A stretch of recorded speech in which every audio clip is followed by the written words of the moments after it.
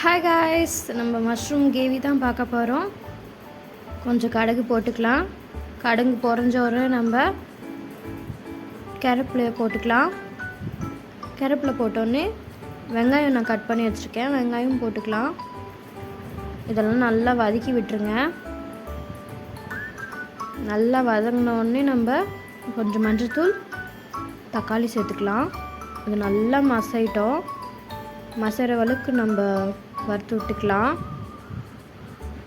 அதுக்கப்புறம் இதுக்கு தேவையான அளவு உப்பு போட்டுக்கலாம். சின்ன சின்னதாக கட் பண்ணி வச்சுருக்கேன் மஷ்ரூம். இந்த அளவுக்கு கட் பண்ணிக்கோங்க. உங்களுக்கு பெருசாக வேணும்னா பெருசாகவும் கட் பண்ணிக்கலாம். இதுவும் நல்லா வறுத்துட்டுக்கோங்க.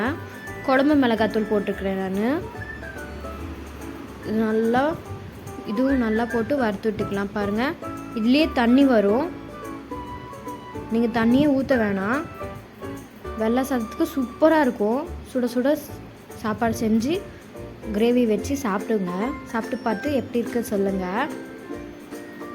சாப்பிடும் போதே நல்லா டேஸ்ட்டாக இருக்கும். தேங்க்யூ.